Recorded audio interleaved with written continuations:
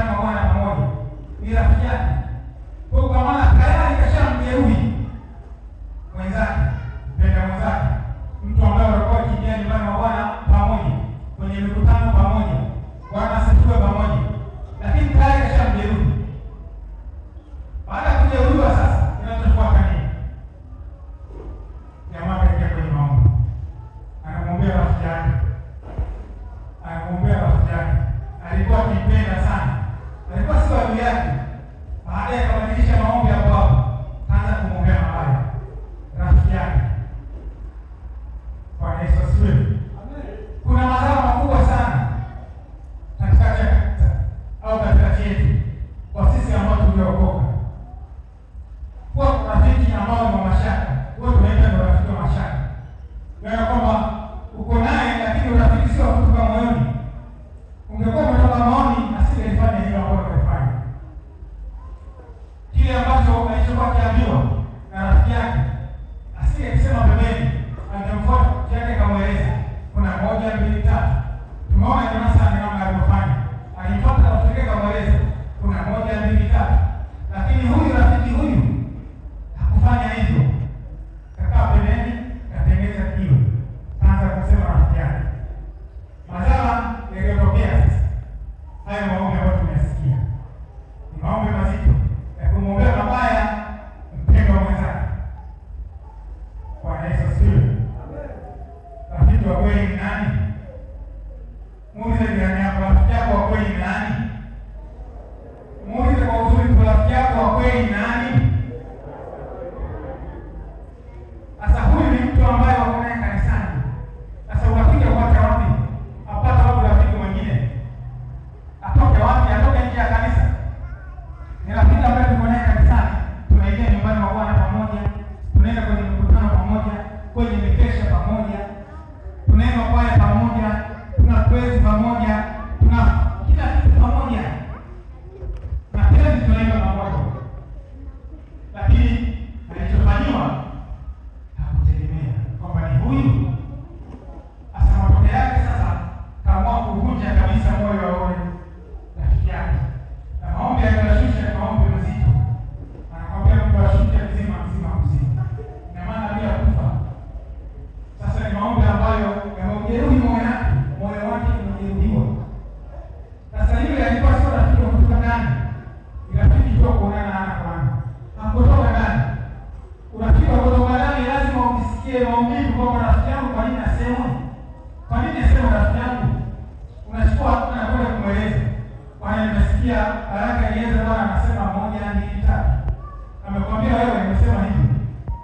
Sasa kwa maana kwamba mpendi rafiki yako akwazike au aumize. Kwamba vile ambavyo unampenda wewe ufanyiwe, na rafiki yako pia anapenda afanyiwe hivyo hivyo. Bwana Yesu asifiwe. Amen. Bwana Yesu asifiwe. Amen. Waokoe. Bwana Yesu asifiwe. Amen. Watu wa Mungu, Bwana Yesu asifiwe. Rafiki yako ni nani? Nani rafiki yako? Rafiki yako kweli ni nani? Tuko kanisani. Binadamu tuko nao. Tunakaa sisi moja. Kuna siku anaweza kageuka. Ni nani rafiki yako? Bwana Yesu asifiwe sana. Tunaendelea tena habari hiyo ya marafiki hao wa mashaka. Tuangalie hiyo pamoja.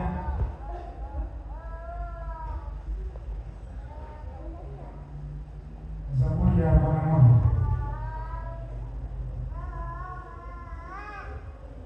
Zaburi ya 1 mstari wa 9 na 10. Mstari wa 9 na 10. Msimu wangu tena yeye mtumaini, aliyekula chakula changu ameniinulia kisigino chake. Lakini wewe Bwana unihifadhi, uniinue nipate kulipa. Amen. Na huyu pia mtunga Zaburi anasema aliyekuwa anakula chakula chake, inawezekana kabisa labda alikuwa akihifadhi nyumbani, kwamba rafiki yangu anaona sema ukaa ndio toka yote, unakaa naye nyumbani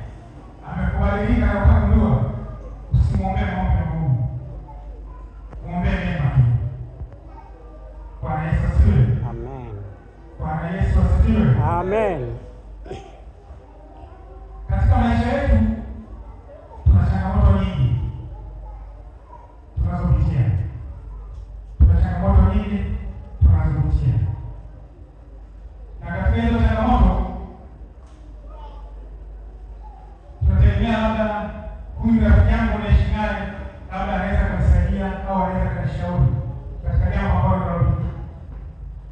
Lakini matokeo yake baada ya kusaidia anachukua hatua labda ya kusema vibaya, anachukua hatua ya kufanyia mambo ambayo hutegemea, hakutegemea kabisa. Kwa nini? Kwa sababu ni binadamu, ana mapungufu yake, ana madhaifu yake, ni mwanadamu. Bwana Yesu asifiwe. Amen. Sisemi kwamba usiwe na rafiki kwa naye, lakini kwa rafiki ambaye ni nyongo. Yes ni yes, ndio ni ndio. Sisemi kwamba usiwe na rafiki, ila rafiki yule ambaye aliyotoka kwenye kweli, anayejua kwamba anachotamka ni ndio na ndio ni ndio, hapana ni hapana. Kwa sababu ikitokea ukigundua, atakuvunja sana moyo na ukaanza kurudi nyuma, na unaweza kusema basi kama ni mimi kanisani siji, ukavunjika moyo kwamba siji, kwamba huyu kanifanyia nini, kama ni hivyo mimi siji. Nikutolea mfano ya mdogo tu kwa mwanangu Wina pamoja na baba yake mchungaji wetu. Wina mtu kwa aina fulani, yeye anaamini kabisa kwamba huyu ni mchungaji na ni baba na mtu baba.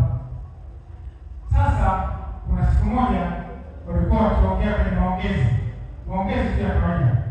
Sasa mchungaji akawa akimuonya kwamba usije kama hivi. Sasa ile neno ambalo anatumia mchungaji, yeye akawa ameelewa tofauti, akakasirika sana. Kama zaidi ya siku tatu anakuja kushtaki baba, mchungaji kanitokana. Kwa Yesu asifiwe.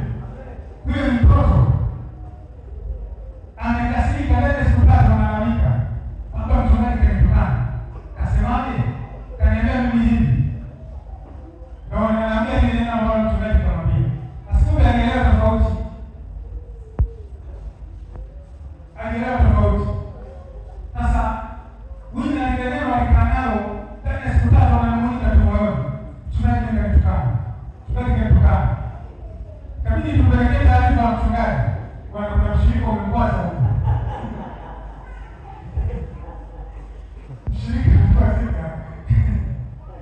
Mchungaji apiga gharama sasa kutengeneza upendo naye. Kabidi atoea, kapiga maneno wale watatu, huyu akafurahi, akafurahi na kununua sini nje. Akafurahi. Kabidi mchungaji aingie gharama ya kuweka sawa watu wao wenyewe. Lakini ni neno tu la kawaida, lakini yeye ni tafsiri nyingine. Hakutegemea kwamba mchungaji anaweza kuongea kitu kama hicho. Sasa huyu ni mtoto. Sasa itakuwa sisi watu wazima. Ni mengi ya watu wanakutana nayo, ambayo shirika kwa shirika, aidha mzee wa kanisa kwa shirika, aidha rafiki kwa rafiki, akutamkia kitu ambacho hukutegemea. Matokeo yake moyo wako ukainuka kabisa.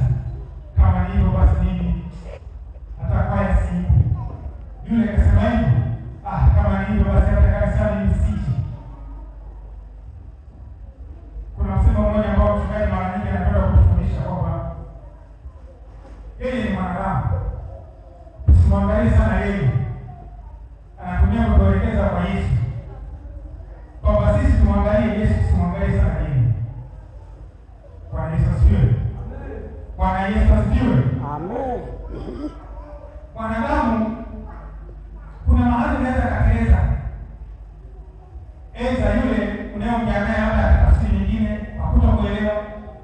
Eza kaongea jambo ambalo linakwaza mwenzako.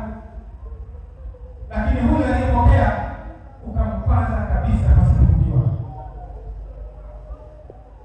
Bwana Yesu asifiwe.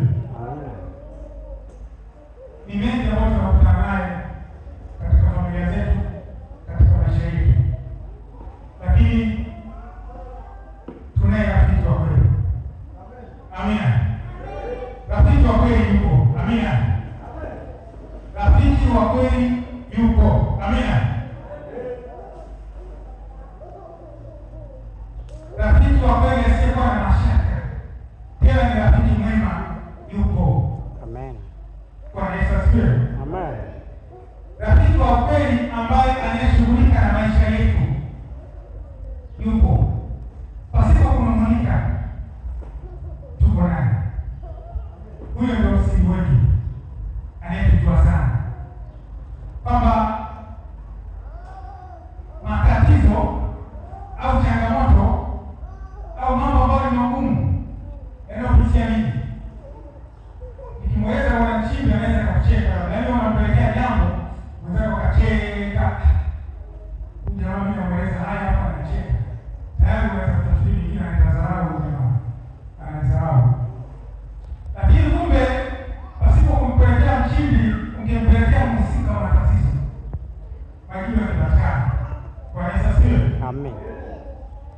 Kuna mwimbaji wa tenzi, mtunzi wa tenzi ya rohoni, anasema Yesu kwetu ni rafiki. Amen. Yesu kwetu ni rafiki. Mwanzo wa kujua kwamba ni nani rafiki wa kweli nani, jibu linapatikana katika tenzi kwamba Yesu kwetu ni rafiki, tena wa kweli, tena ni mwema sana. Mwimbaji wa tenzi hii ilitungwa mwaka 1855. Mwaka 1855, hii tenzi namba 9, Yesu kwetu ni rafiki, imetungwa na raia wa Canada ambaye alikuwa akiishi katika mazingira magumu. Alipitia changamoto nyingi, alipitia umaskini mkubwa, adha nyingi alipitana nazo. Miongoni mwa hizo adha ni kwamba alikuwa akijaribu kwenda kutaka kuoa. Kila ilipofikia hatua ya kufunga ndoa, mchumbaji anakufa. Walikufa wawili mfululizo, akawa hajui wapi pa kwenda, wapi aone msaada. Mamake alikuwa akiishi nchi nyingine ya Ireland, akapata taarifa kwamba mamake anaumwa hajiwezi. Kwa hiyo huu ujumbe wa hii tenzi alikuwa akimwandikia mamake. Tenzi namba 9, mtunzi anaitwa Joseph Criston, alikuwa akimtungia mama yake mzazi. Amepata taarifa kwamba anaumwa, hajiwezi, kifedha ni maskini, na hana nauli ya kutoka hapo Canada kuelekea Ireland, nchi nyingine. Alichofanya, akaamua kumwandikia ujumbe alimwandikia. Ukisoma ile tenzi, ile fungu la 2 na 3, utaona maneno mazito pale yanaonyesha namna gani huyu mtu alikuwa anapitia changamoto alizopitia. Kwa hiyo ujumbe lengo ulikuwa ni kwa ajili ya kumfariji mama yake. Yesu kwetu ni rafiki, kwamba hakuna mwingine. Haya tunayapitia mwanadamu hayawezi, yupo ambaye anashughulika na hayo. Inawezekana walimpelekea mtu, mwisho wa siku yapo maneno pale katika fungu la 3, la 2 na 3, kayaongea katika ile tenzi, magumu, changamoto nyingi alizokutana nazo. Kwa hiyo sasa alikuwa akimwandikia mamake. Huyu mtu alikuwa ni mtu ambaye ni mcha Mungu, alikuwa ni mcha Mungu. Kwa tumaini lake kwa watu likapotea, kwamba hawa watu hawana msaada tena, bali mama yake amwangalie Yesu peke yake. Bwana Yesu asifiwe. Amen. Rafiki wa kweli ni Yesu peke yake. Bwana Yesu asifiwe. Amen. Rafiki wa kweli ni Yesu peke yake. Amina. Amen. Sasa kama mwamini ndiye rafiki wa kweli ni Yesu peke yake. Hayo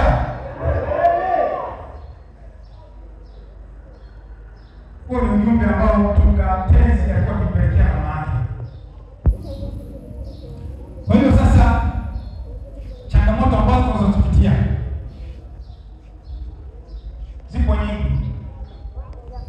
Ukimwangalia mwanadamu atafikia tofauti.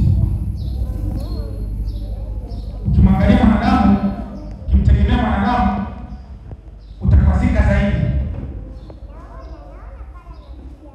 Lakini huyu anasema hakuna mwingine mwema wa kutuhurumia. Wanadamu wapo, binadamu wapo, lakini mwema hakuna wa kutuhurumia. Ni Yesu pekee yake ambaye ni msaada pekee aliyebaki. Bwana Yesu asifiwe.